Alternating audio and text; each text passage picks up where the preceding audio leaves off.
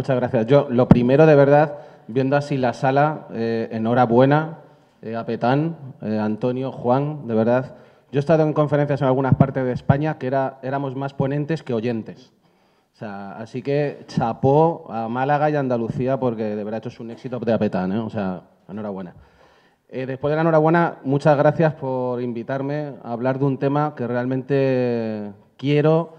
Hoy en día, ayer lo decía en la Junta Directiva, es verdad que lo digo mucho y pido perdón a quien me lo ha escuchado más veces, pero yo, como esa canción de Alejandro Sanz, decía que tengo el corazón partido, porque yo hoy defiendo los intereses de una multinacional, pero soy hijo de empresario, crecí entre autobuses, tengo el carnet de conducir autobuses y he vivido la empresa familiar y la empresa de transporte desde que era un niño. Entonces, muchas gracias por invitarme a hablar pues de un mix de transporte con empresa familiar. Lo que voy a hacer, Antonio, me voy a poner, como sé que vamos mal de tiempo, me voy a poner yo el tiempo, ¿vale? Porque si no, vamos mal. Es verdad que es un reto hablar 45 minutos, voy a intentar que sea un poco menos, pero bueno, fueron 8 años de mi vida estudiando la empresa familiar y os aseguro que he visto de todos. Luego lo tuve que resumir en la tesis doctoral, que tenía 800, luego en este libro que he traído para regalárselo a alguien de vosotros, luego en 2 días en un seminario y luego en 5 horas en el máster que tiene Asintra. Y hoy en 45 minutos. Mucha tela, voy a intentarlo. He traído este libro porque cuando hablo de empresas familiares, todo el mundo hace así con la cabeza, con lo que vais a oír. Ese es mío, ese es mi padre, ese tal. Pero luego cuando pregunto, ¿alguien en la sala tiene problemas en su familia? Nadie. Nadie al lado. Nadie tiene problemas nunca en su familia ni en su empresa familiar. Siempre la tiene la empresa familiar de al lado, ¿no? Entonces, Jimmy hoy ha hablado de cosas de innovación. Hemos hablado de la necesidad de tener un community manager, hablamos de transporte, pero la empresa familiar tiene una problemática especial que no tiene la empresa no familiar, y es las relaciones familiares. Fijaros, cuando a Sigmund Freud, este psicoanalista austriaco tan importante, le preguntaron cuáles eran los secretos de la vida plena, él dijo amar y trabajar. Son los 2 pilares de la vida del ser humano. Bueno, pues en la empresa familiar se dan los 2, el amor y el trabajo. Y claro, eso puede ser una bomba, a veces puede ser una bomba, a veces puede ser maravilloso, pero a veces puede ser una auténtica bomba. Yo voy a intentar muy rápido. Yo me aproximé al problema porque, como decía Antonio, yo sucedí a mi padre en la empresa familiar y junto con mi hermano pues decidimos apostar por el transporte. Nos educó en que no nos dedicáramos nunca al transporte a los 2. Y vaya, los 2 nos dedicamos. Pero lo hice no solamente desde un punto de vista de transporte, sino que lo hice desde un punto de vista académico, porque reconozco que me gusta mucho el tema de la docencia. Estuve en la universidad hace un tiempo dando clases sobre empresa familiar. El problema es que el mundo universitario no está muy valorado, entonces uno se tiene que buscar la vida y por eso me dediqué al transporte, que está peor valorado todavía que el mundo de la universidad. Bueno, lo primero que os quiero decir es que la empresa familiar, si yo os preguntara a vosotros qué es una empresa familiar, pues tendría visiones completamente distintas. Hay gente que dice que una empresa familiar es una pyme. No, graso error. Hay auténticas empresas familiares gigantescas en este mundo. Siemens es una empresa todavía familiar, ¿vale? Es decir, hay empresas familiares muy grandes. Otros dicen, son aquellas que aparecen y desaparecen rápido. Tampoco. Hay empresas familiares longevas, muy longevas. La familia Hoshi en Japón llevan desde el año 718, llevan 46 generaciones. La familia Beretta lleva desde el año 1300 fabricando armas. Es decir, hay empresas familiares de éxito, hay empresas familiares que se han matado literalmente. Entonces, bueno, una empresa familiar, desde mi punto de vista, y fueron muchos años estudiando, tiene que tener 5 atributos para ser considerada como empresa familiar. Primero, que al menos haya 2 miembros de una familia. Hombre, si soy yo solo, eso no es una empresa familiar, ¿vale? Será una empresa personal, unipersonal, pero no familiar. Tiene que haber al menos 2 miembros de la familia, de la misma familia, al menos 2 de la misma familia, y que tengan control legal sobre la propiedad. Es decir, si no tengo el control legal sobre la propiedad, no mando. Podría haber diferentes tipos. En el ámbito académico se habla de empresas cuasi familiares, empresas, pero no familiares. Para ser familiar, tú tienes que dominar el control legal de la propiedad. Y otro atributo más, y es que participes activamente en la dirección, porque si no, el valor de la familia no se transmite. hay empresas que se llaman de capital familiar, que son distintas. Hombre, un jeque árabe que tiene el 100% de una sociedad que se dedica a estar en su yate todos los 365 días del año, va a ser difícil transmitir el valor de la familia. Bueno, pues esas empresas son llamadas empresas de capital familiar, pero no familiares como tal. Y la última, que tenga realmente unos objetivos empresariales. Los objetivos empresariales son muy claros, es decir, hay que diferenciar entre a veces negocio y entre empresa. Yo hablo académicamente hablando, que nadie se dé por aludido, pero una empresa que es empresa tiene que tener siempre un plan de crecimiento, que todos los años crezca, que todos los años intente tener más volumen de negocio, más rentabilidad, objetivos que son empresariales. Evidentemente, un señor que tiene una furgoneta, pues tiene un negocio familiar, pero no una empresa familiar. Una empresa es aquella que tiene unos objetivos empresariales. Cuando esos 5 atributos se dan, hablamos en puridad de una empresa familiar. Y digo esto porque no es fácil analizar la empresa familiar, ¿vale? Porque claro, uno cuando se pone a estudiarlo desde un punto de vista más académico, ¿qué comparas?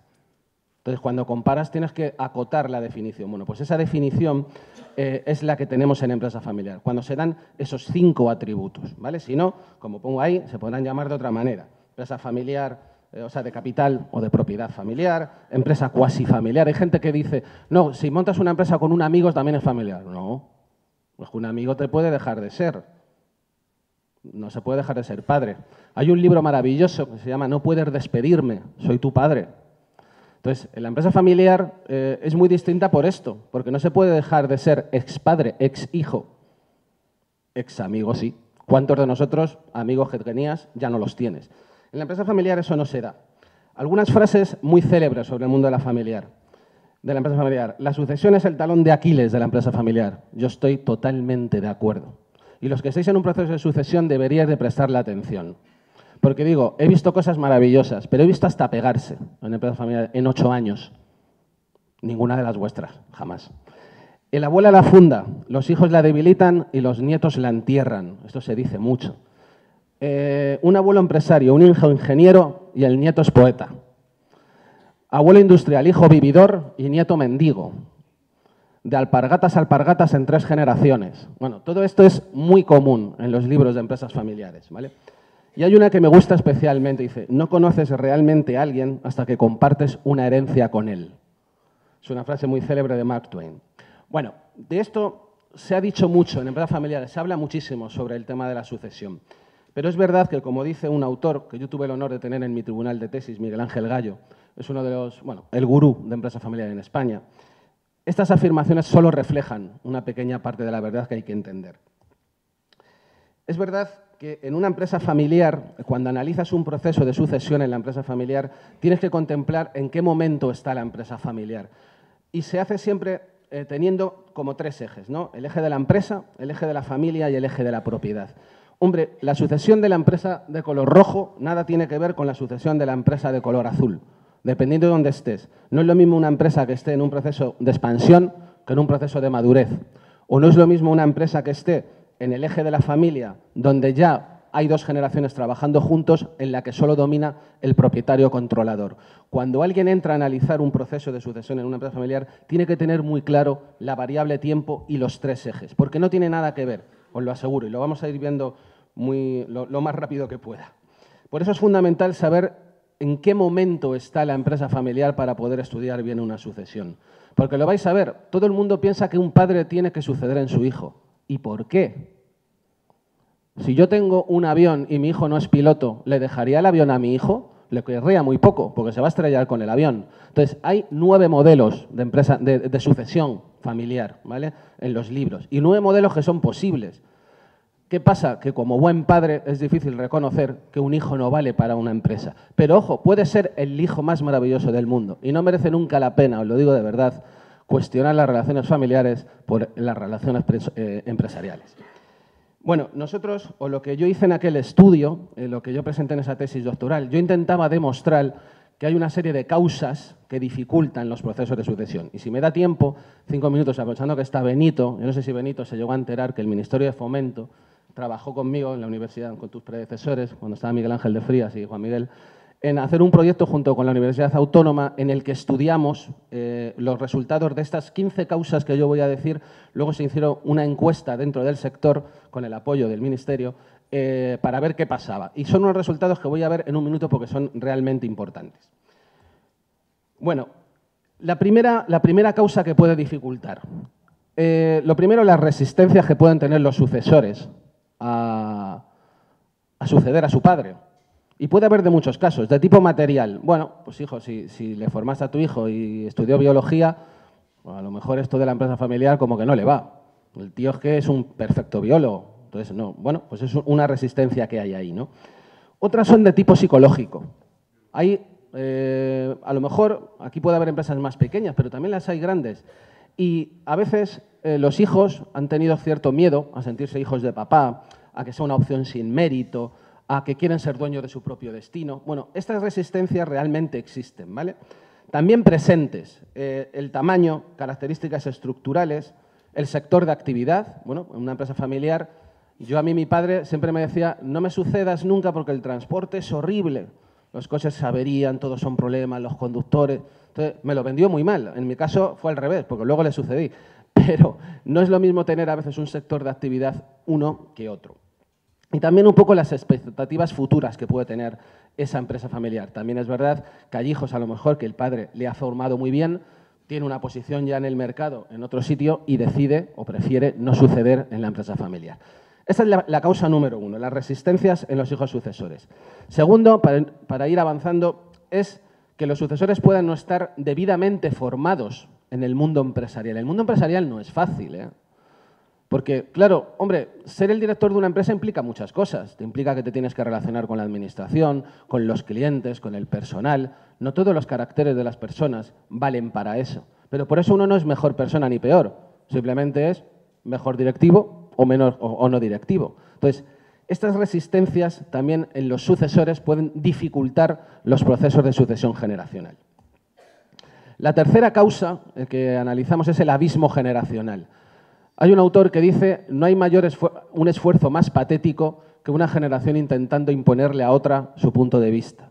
Entonces, tanto los hijos como los padres tienen que entender que hay un abismo generacional muy claro entre unos y otros. Y antes Jimmy hablaba de las tecnologías. Hombre, un padre no le puede decir a un hijo que le quiere suceder, yo ya lo sé todo, tú solo tienes que aprender. No, tendrá mucho que aportar el hijo y el padre tendrá que entenderlo, pero el hijo también tendrá que entender al padre. Cuando no se entiende que existe un abismo generacional, se pueden crear importantes problemas dentro de la empresa familiar. En primer lugar, por el nivel de estudios. No suele ser el nivel de estudios similar en el padre que en el hijo. También puede pasar en el estado de salud. Yo recuerdo, mi padre fue un empresario de transporte, yo siempre digo un poco atípico, porque él se dedicó más al transporte escolar y nada más. El día que mi hermano y yo le dijimos que íbamos a comprar un autobús de 12 metros, uno grande, él no se lo creía muy bien, claro, él está en una posición ya de jubilarse, con su situación patrimonial asegurada, y de repente llegan dos hijos locos y le dicen que van a comprar un autobús que por aquel entonces todavía eran baratos, valían ahí como 150 o 160.000 euros. Entonces, claro, él como que le dio un shock, porque en aquel entonces las letras, no eran ni en euros, he dicho el equivalente, pero cuando él vio que la letra del banco iba a ser de 650.000 pesetas en aquel entonces, le dio un shock realmente, porque su estado de salud no es el mismo que el del joven. El joven viene tirando, va apretando, pero la persona que está ahí, al que le van a suceder, quizá tiene otros objetivos. Y el abismo generacional hay que entenderlo. También en lo empresarial, ¿eh? También en lo maduro. Antes ha dicho Jimmy una cosa que es importante, porque yo se lo decía muchas veces a mi padre con cariño, y es, a ti te compraban. Hace 40 años en España nos compraban. Mi padre crecía un autobús por año. Le compraban. Estaba en dos colegios que tenía, especialmente en uno, crecía el colegio y crecía él. Esfuerzo en ventas y en marketing cero. Hoy en día, al revés. Si tú no sales a vender, estás muerto. Por lo tanto, también hay un abismo generacional en lo empresarial. Lo que el padre ha vivido y lo que están viviendo los hijos. Completamente distinto. Y esto hay que entenderlo si se quiere hacer una sucesión exitosa. Cuarta, la personalidad del fundador. Ningún fundador se reconoce ser así, pero casi todos lo son. Son personas autoritarias, generalmente, dominantes, porque se han hecho a sí mismos, de la nada. Y para hacerse a sí mismo tienes que ser autoritario y dominante, porque si no, es difícil. Si eres muy demócrata, es muy difícil crear una empresa de la nada, porque hay que imponerse muchas veces. Son trabajadores infatigables, no paran de trabajar, no paran. Tanto que están emocionalmente indisponibles muchas veces para el ámbito familiar. Es más importante atender la ruta que el cumpleaños de su hijo. Y esto hay que entenderlo, pero hay que entenderlo bien. Ni echarle en cara en un sentido ni en otro. Simplemente es el mundo que ha vivido, ¿vale? También son recelosos y desconfiados. Claro, porque se han tenido que enfrentar a muchas cosas le han salido mal y suele ser receloso. En el proceso generacional se puede producir un problema precisamente por ese recelo. Narcisistas e imprescindibles. ¿Qué pasará cuando yo me jubile? Pues nada, papá. Si se hace bien las cosas, nada. Si se hace bien las cosas, nada. No va a pasar nada. Por eso hay empresas de 46 generaciones, porque no pasa nada cuando se jubila y hay que saber jubilarse. También son ahorradores de costes. Yo siempre digo lo mismo. Cuando yo le dije a mi padre que había que comprar un fax, me armó un meeting, un fax de la época, ¿eh? Un fax de la época. Suelen ser muy localistas y también suelen aislarse bastante. Un mal del empresariado español, un mal del empresariado español. Solo pensamos no solamente en España, sino en Andalucía y si me apuras en la zona que tengo a mi lado que la controlo. Los europeos no son así. Yo siempre digo, yo me reconozco también un poco paletejo, ¿eh? Hoy en día nuestros hijos ya no salen a cualquier ciudad del mundo a buscarse la vida. Los demás estamos aquí en nuestro terruño y eso es un problema en la empresa familiar española. Tensiones y conflictos familiares. Bueno, esto suele ocurrir muy a menudo. Choques de personalidad. Si yo tengo un choque de personalidad con un amigo, pues no le vuelvo a ver. Si lo tengo con mi hermano y yo soy el director general y él es el director comercial, tenemos un problema. Tenemos un problema. Entonces, los choques de personalidad hay que saber medirlos. Hay que saber entenderlos. Distintas aspiraciones. ¿Qué pasa si un hermano lo que más le preocupa en la vida es su vida personal, su vida tranquila, y el otro quiere a toda costa internacionalizar a la compañía?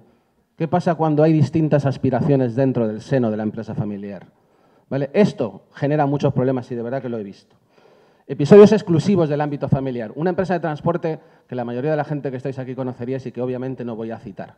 El hecho de que un hijo se casara fue un problema en la empresa familiar. Entre otras cosas porque el día de la boda había no sé cuántos viajes y toda la familia tenía que estar en la boda. Esto es verídico, ¿eh? Esto es verídico. Y esto pasa en la empresa familiar. Una regla donde hay confianza da asco. Si al proveedor le tratas bien, ¿por qué a tu hijo no? ¿Por qué a tu hijo no? Si es parte de la empresa, que porque sea su padre no te da derecho a tratarle de otra manera que al proveedor. A veces lo contrario, hay una falta natural de comunicación. Es muy difícil. Os contaré cómo yo se lo planteé a mi padre.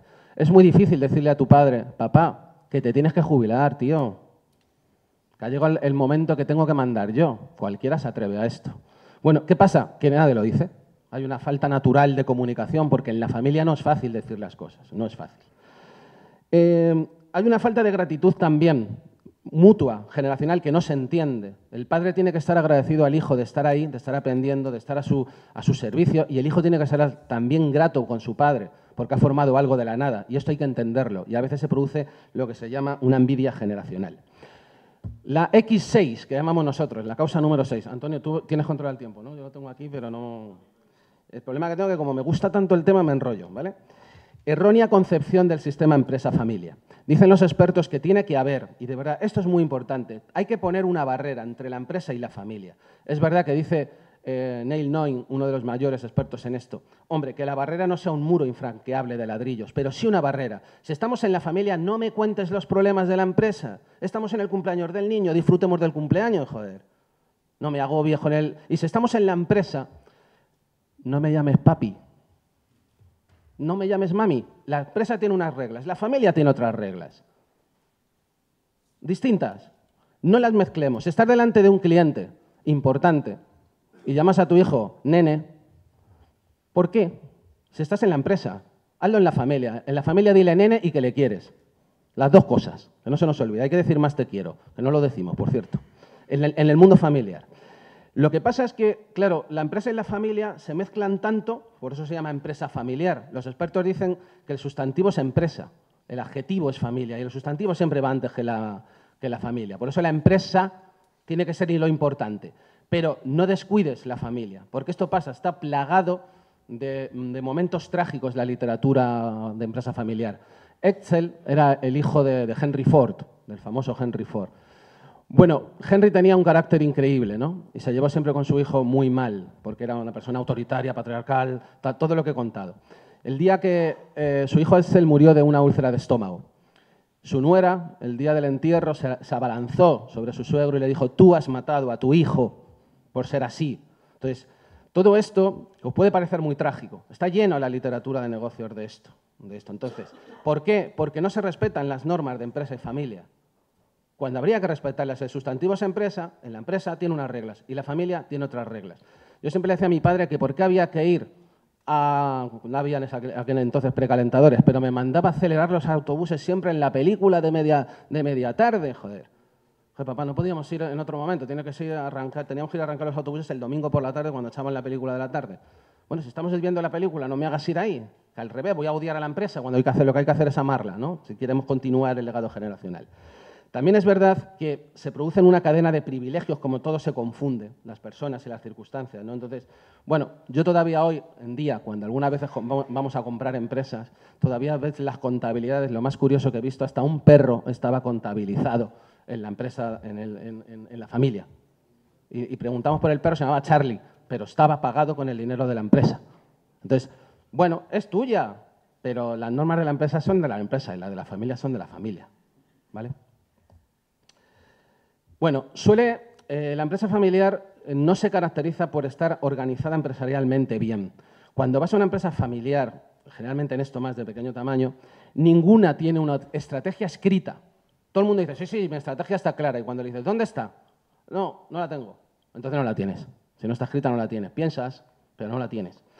Y luego, y es un tema capital, puede llevar a una estructura organizativa deficiente.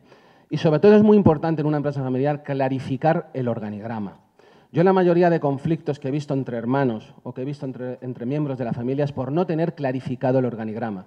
Si yo soy el director comercial, papá, mando yo. Yo vi a un padre como a su hijo en una negociación importante le desautorizó completamente dentro del cliente. Si soy el director comercial, soy el director comercial. Y esto se confunde en la empresa familiar y os aseguro, da muchísimos problemas. Los roles clarificados, la autonomía clarificada. Y si me equivoco, hermano, aunque tú seas el de operaciones y yo soy el comercial, si me equivoco, hermano, la decisión es mía, porque lo dicen los roles, lo dice el organigrama. Entonces, esto es vital en la empresa familiar, porque hay una confusión terrible, como si todo el mundo, por ser socio, tuviera derecho a opinar. Mentira. Mentira. Tu papel de socio no tiene nada que ver en el papel de la dirección. Apréndelo y que no se confundan, porque es absolutamente importante. Ser socio te da derecho a estar en la Junta General de Accionistas. No te da derecho a decir que tu hermano, que es el director comercial, se ha equivocado. Porque a lo mejor tú también te has equivocado y eres el director de operaciones. Esto es absolutamente clave en el éxito de una sucesión de empresa familiar. La X8, que llamamos nosotros, la ausencia de un sueño compartido. Las empresas familiares que logran transmitir el valor de la familia, hay empresas que lo hacen. Yo me acuerdo en una empresa ganadera en la que estuve, se respiraba ambiente de empresa familiar desde que entrabas. El símbolo de la familia estaba hasta en los platos donde comías.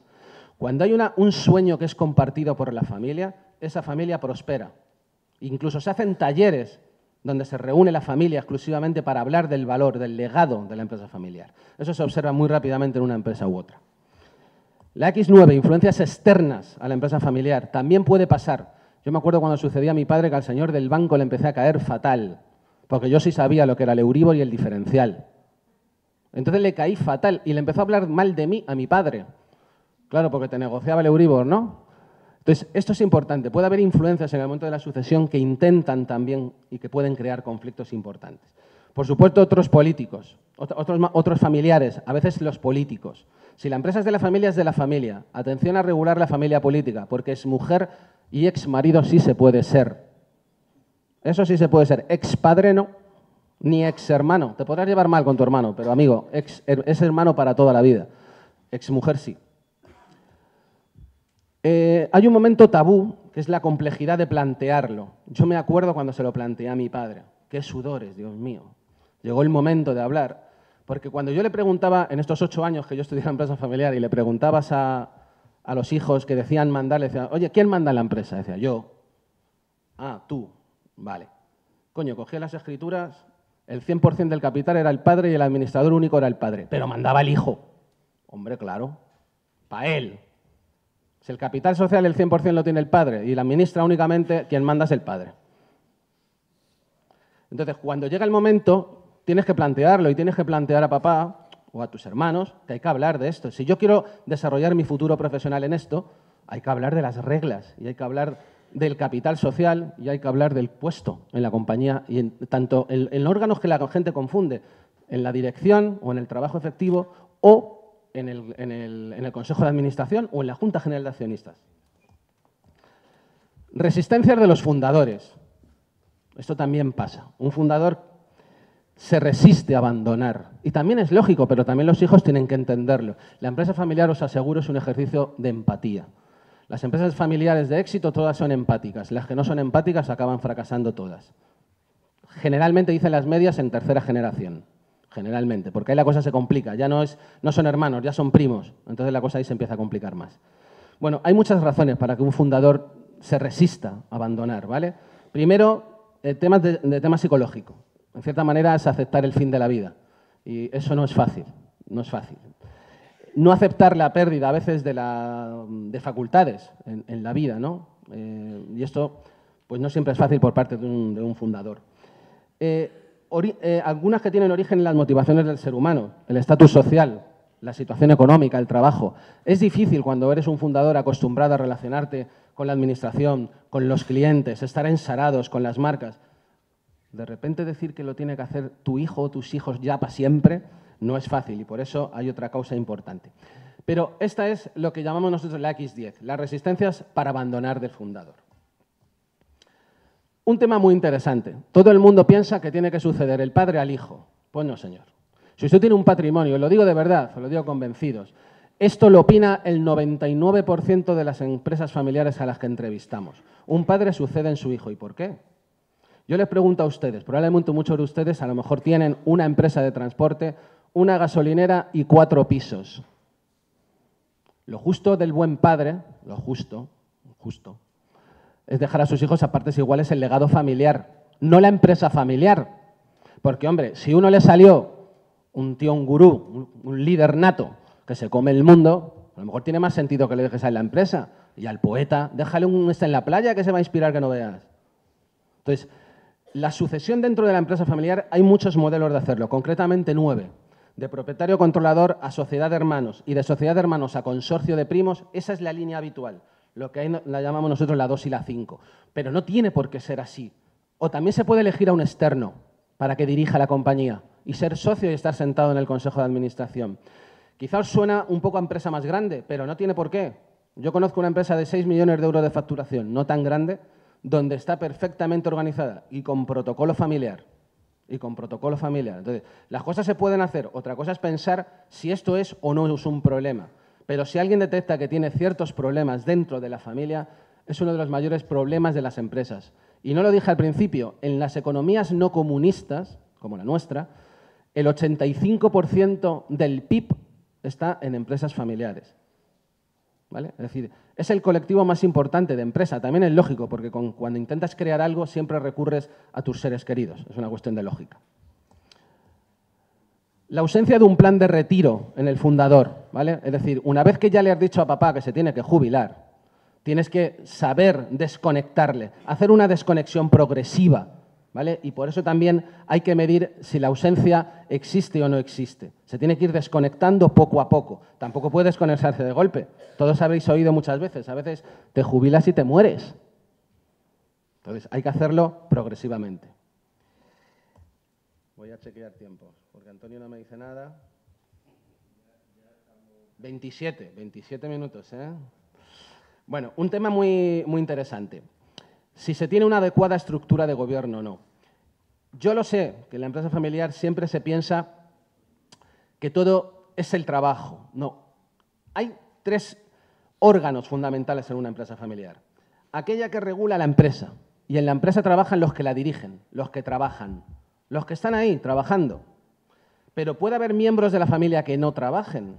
Y esos tienen sus intereses legítimos. Son propietarios que no trabajan. Y ese señor tendrá derecho a ir a la Junta General de Accionistas, a opinar, a ver cómo va la compañía, etcétera. Lo que no tendrá derecho a hablar ni a censurar es el trabajo directivo. Lo podrá hacer desde el punto de vista de la propiedad. Y por último, la familia, que se rige por otras reglas, porque también puede haber miembros de la familia que no trabajen en la empresa e inclusive que no sean propietarios, por ejemplo, familiares políticos, pero que afectan a la empresa familiar. ¿Y cuánto afectan? ¿Cuánto afectan? Especialmente, y perdón antes de que me vayáis a matar, las mujeres. Y la última, la que llamábamos la X15. Ahora, hoy en día en España, y os aseguro que costó mucho, yo visité el Instituto de Empresa Familiar en Barcelona y en Madrid en numerosas ocasiones para consultar bibliografía sobre el tema. Y, claro, uno aprendió que ahora ya en España el tema de la tributación no está muy bien regulado porque el Instituto de Empresa Familiar consiguió hacer entender a los gobernantes que tenía que haber una exención en el impuesto sobre sucesiones. Se hicieron estudios antes de que se hiciera la exención en el impuesto. Ya os digo que hoy en España es del 95% y en algunas comunidades del 99%. Antiguamente no. Cuando el padre sucedía en el hijo, tenía que pagar el impuesto sobre sucesiones, ¿vale? Bueno, pues se estimaba, por ejemplo en Francia, durante 8 años se tenían que repartir el 88% de las ganancias para poder pagar el impuesto. ¿Qué es lo que originaba? Que la mayoría de los hijos dijeran, yo no lo quiero. Pérdida de empleo, puestos de trabajo, etcétera. Bueno, hubo que demostrarlo, porque el problema que tenemos en los países un poco más de abajo, no tan del norte, es que no hay culto al empresario, no lo hay. Cuando un empresario es un creador de empleo, pero hasta que se nos vaya de las cabezas el otro día, Antonio, ¿verdad? Lo hablábamos junto a la playa, que yo creo es uno de los males endémicos de España. A mí me encanta Estados Unidos por el respeto a la figura del emprendedor. Y aquí parece que es un explotador, pero ese es el que crea el empleo. Móntelo usted, la empresa, móntelo usted. ¿Por qué hay una concepción en España de que tener una empresa es ser rico? Yo, todos mis amigos ahora mismo que están arruinados, todos eran empresarios. Los que no están arruinados eran los que tenían trabajos fijos. Pero no, R que R, aquí no hay culto al emprendimiento, cuando debería de haberlo. En Estados Unidos tú puedes comprarte un libro de finanzas en el puesto donde te compras el Marca. Le dices el Marca y el último libro de Tom Peters. Aquí. Y eso es importante en nuestro país. Bueno, esto sirvió para que en las economías no comunistas se lograra entender que era mucho mejor hacer una exención, pero que los puestos de trabajo continuaran. Obviamente, hay una serie de requisitos en los que yo creo que no me voy a meter, porque esto lo puede explicar cualquier abogado, que al ser empresa familiar, si te vas a comprometer durante una serie de años, durante 10 años y tal, tienes una exención en el impuesto del 95 o del 99%. Y voy a ir muy rápido, 5 minutos, llevo 30, 35 y he ganado en 10, Antonio? Este estudio que hicimos muy rápido en la Universidad Autónoma y que, como decía antes, la Casa de Benito apoyó, el Ministerio de Fomento. En aquel entonces, ¿vale? Estamos hablando del año 2002, había 4.022 empresas. Hoy hay 3.500, más o menos. Eso quiere decir que, hombre, en estos últimos años como que hay 600 empresas menos en España.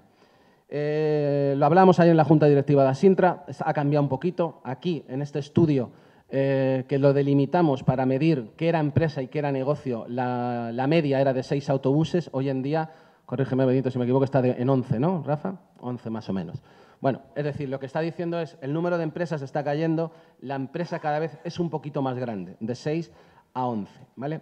Entonces, lo que se estudió aquí, y voy a ir muy rápido, era cómo se comportaban las 15 causas que dificultan los procesos de sucesión que os decía antes en el éxito o en el fracaso de las empresas familiares. Esto era un estudio que voy a ir muy rápido porque era un estudio un poco complicado. Econometría y estadística, disciplinas un poco tediosas. Entonces, me lo voy a saltar. Pero sí que quiero ver que veáis cómo se trabajó. Lo que decía, y esto es fácil, es como una función matemática. Es decir, si la I es el éxito de un proceso de sucesión, está en función de cómo se comporten las 15 variables que hemos analizado.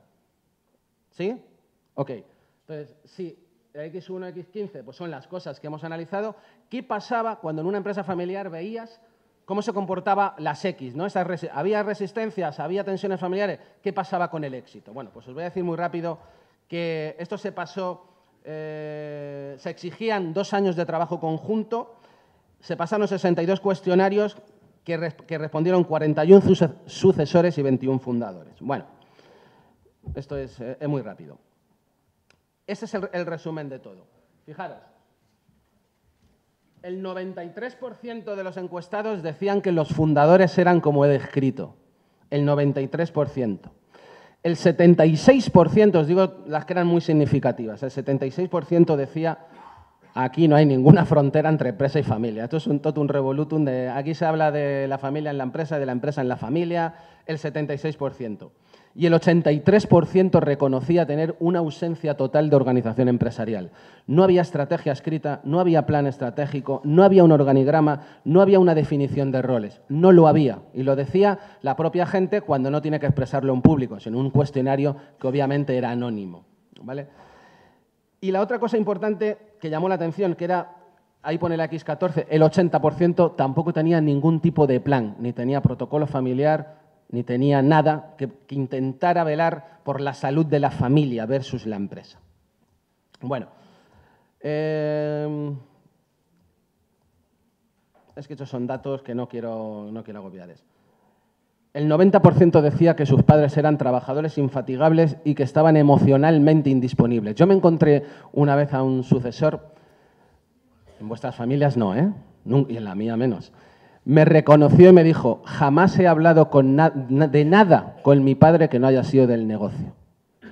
Tela, tela. Entonces, poner estas fronteras es muy importante porque está en juego la salud de la empresa y de la familia. Y de la familia. Porque, insisto, he visto éxito, pero también he visto llorar. A padres, a hijos, a todos. Y cuando se tiene una empresa familiar es algo tan bonito. También reconozco que una vez en una charla un sucesor me dijo, Javier, el mayor orgullo de mi vida es poder trabajar con mi hermano y con mi padre. Me da mucha pena esas familias que se ven una vez al año por Nochevieja, por Nochebuena. Ese es el valor de la empresa familiar, trabajar con los que quieres, pero sabiendo poner las reglas de empresa y familia. Aquí solo el 71% de la gente decía que tenían problemas de choques de personalidad, cosa que es muy importante. El 76% que no había frontera. Fijaros, el 93% no había estrategia escrita, el 90% no había un plan estratégico de la compañía y el 83% no tenía organigrama, ni siquiera un organigrama pintado, cuando es algo absolutamente vital, con los roles definidos. Bueno, pues no existía. Voy a ir muy rápido de esto porque quiero enseñaros, aunque es el 100% de las sucesiones de padre a hijo. También lo... Bueno, ¿cómo medimos el éxito? Muy rápido. Si los sucesores versus los fundadores habían, por ejemplo, antes de la sucesión, las ventas medias de la empresa de transporte que analizamos eran 870.000 euros. Después de la sucesión, 1.500.000, ¿vale? El éxito era pues, que había aumentado de 11,96 autobuses a 17,17. Esto es lo que salió en temas de cómo medir el éxito. El éxito se midió por esas 7 variables, es decir, si los hijos han aumentado las ventas, el número de autobuses, el número de productos o servicios, los números de mercados, la diversificación, se habían hecho otros negocios distintos, si habían informatizado la compañía, es decir, todos estos fueron indicadores de éxito. ¿Ok? Bueno, pues muy rápido, así se situaron este es el análisis. Bueno, como veis, lo que dijo en aquel estudio es que, por ejemplo, la empresa 6 pues tenía un éxito económico muy importante y un éxito familiar. Se me olvidó deciros una cosa. Esto, por favor, ni lo miréis, porque es todo matemática. Lo que dijo el estudio, cuando se analizaba con técnicas matemáticas, era cuando miras el éxito de una empresa familiar, tienes que medirlo de 2 maneras. El éxito económico y el éxito familiar. Son 2 cosas distintas. Una empresa familiar puede tener un éxito económico buenísimo y tener un cáncer familiar que tarde o temprano acabará en metástasis. Y viceversa. Una empresa familiar puede tener un mal éxito económico, pero una armonía familiar muy importante. Entonces, esto lo dijo el estudio. Primero, estudien 2 éxitos, no uno solo. Bueno, pues fijaros qué sorpresa fue cuando en el modelo decía... Voy a acercarme, un segundo. Si veis la ISO 1, que es el éxito económico de una empresa, decía, mira, cuanto más se resiste un fundador o sea, perdón, un sucesor a entrar. No te preocupes, muchas gracias. O sea, el éxito económico está en función de lo que se resisten los sucesores, de la personalidad del fundador y de las tensiones familiares. Pero fijaros qué curioso, todos nosotros pensábamos que si esas causas se daban, iba a ser muy negativo en el éxito. Bueno, pues aquí la personalidad del fundador y las tensiones familiares decían que eran positivas. Claro, ¿cómo entiende alguien que una empresa con tensión familiar tiene más éxito económico? Bueno, pues es muy fácil de entender. Porque cuando una empresa está viva, la gente discute, uno propone modelos, propone diversificar, el hermano no quiere, el padre sí quiere comprar, pero yo quiero ir a un concurso, el hermano no quiere. Una empresa muy viva suele tener tensiones familiares, pero, ojo, nunca confundáis, a ver si os vais a ir de aquí diciendo, oye, ha venido un tío loco allí que lo que nos ha dicho es que tenemos que regañar para tener éxito económico. No dice eso, decía que una empresa que está viva tiene tensiones familiares, pero obviamente, tiene que saber modularlas. Y por último, el éxito familiar. El éxito familiar estaba también en función de la personalidad del fundador, estaba en función de los planes de gobierno. Me voy a quedar con los que tienen parte positiva. Que el padre sea muy patriarcal, ¿vale? A veces es malo, porque puede amedrentar a los hijos, pero a veces es bueno, porque lo que nos decían los sucesores cuando salió, que ese carácter también es un ejemplo de tesón, es un ejemplo de fuerza y a veces es un escaparate en lo que los sucesores se miden. Esto fue un poco lo que salió en ese estudio. Lo he querido hacer muy rápidamente para no enrollaros. Solo deciros como colofón una cosa. Trabajar en una empresa familiar, y os lo digo porque yo trabajé y ahora trabajo en una multinacional, es absolutamente distinto. No es mejor ni peor, es absolutamente distinto. Y por lo tanto tiene que tener unas reglas propias. Y si la queréis de verdad y queréis continuar el legado en vuestros sucesores, preocuparos de una temática. Por supuesto de tener community manager y por supuesto de hacer unos concursos maravillosos. Pero no se os olvide una cosa, nada merece la pena si al final las relaciones familiares se deterioran. Y esto al final contribuye a que también la empresa familiar se vaya al garete. Y es una disciplina específica que debe de cuidarse. Ser empresa familiar es distinto a ser no empresa familiar. Estoy en tiempo, ¿no? Bueno, muchas gracias a todos.